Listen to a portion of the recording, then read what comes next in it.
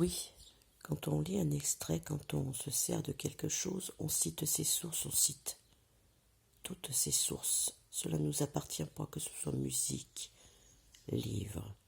Que l'auteur soit mort ou ne soit pas mort, attention. On cite ses sources, toujours ses sources. C'est une question de respect en priorité, pas seulement une question de loi. Je ne les cite pas, je les filme. Et maintenant c'est parti pour Oran la joyeuse. Peut-être.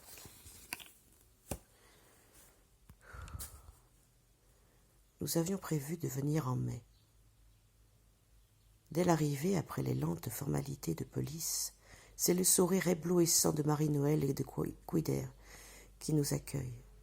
Nous éclatons de joie et de bonheur, toutes les inquiétudes des SMS mal rédigés et des messages auxquels mon téléphone français n'a plus accès sont dissipés. 11 heures. Oran claque comme un drapeau sous le soleil. Le plaisir. À la sortie de l'aéroport, la route est d'ailleurs décorée de guirlandes de petits drapeaux. « Tu vois, ils ont pavoisé pour t'accueillir. » dit Quider. Je ne reconnais rien. Les entrées de la ville ont changé.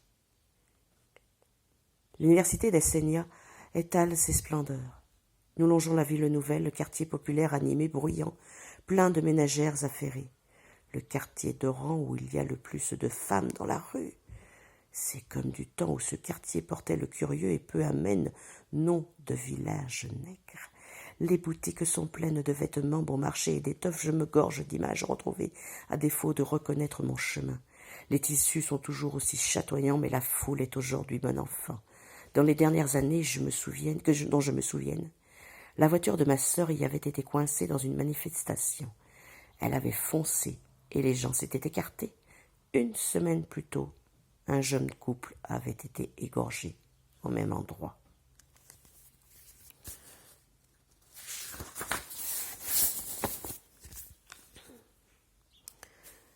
Comme il est maintenant joyeux, comme il vit normalement sous le soleil de mai ce pays que j'avais laissé à feu et à sang.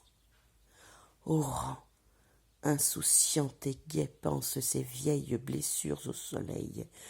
Pourtant partout, nous nous heurterons à nos souvenirs de violence, années de braise de la guerre d'indépendance, années de violence et d'horreur de la décennie noire aussi.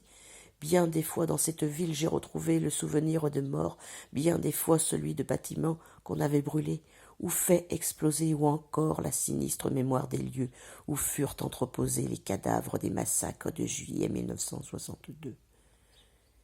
Mais bien des fois aussi, Quider me montrera des sites de massacres plus récents, ceux où des Algériens ont été assassinés par les terroristes des années noires, ou ceux où l'on ne me s'aventurerait qu'en tremblant, parce que les maquis islamistes étaient tout près et qu'on y risquait sa vie.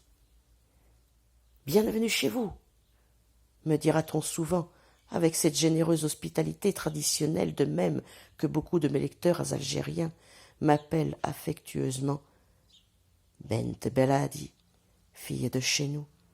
Mais ce n'est pas vrai, je ne suis pas chez moi ici, je suis tout au plus invité chez vous. 60 ans de souvenirs atroces et joyeux, qui ne sont aucunement les miens, ont modelé votre monde.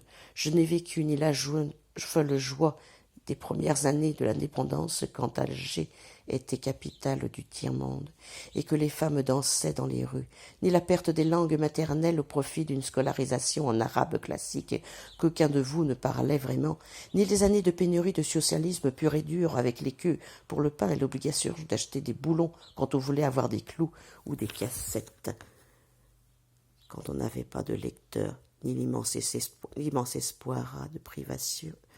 Je ne peux plus lire, désolé. Ça se mélange. Je vais au moins finir la phrase. Hein. Pour la finir, il faut la recommencer. Oula! Dis donc, on vous appelle Madame Proust. Et, ça y est, j'ai trouvé un point.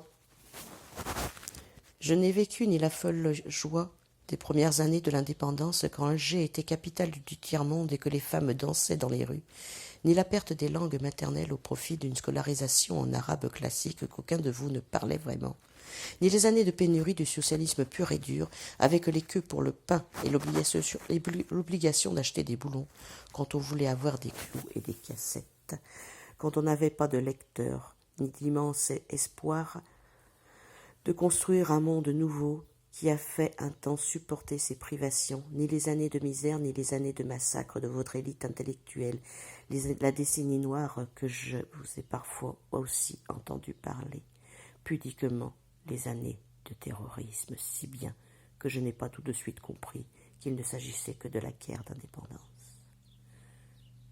Tout ce que vous a cimenté en un peuple.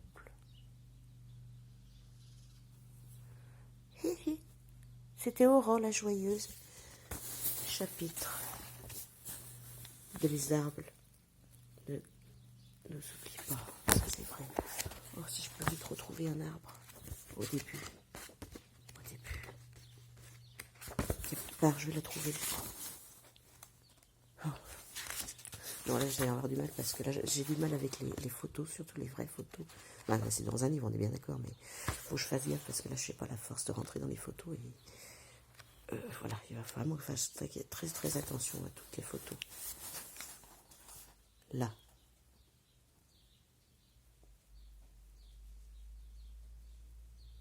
On se tait. Et on admire. Ça pourrait être n'importe où dans le monde. En France aussi.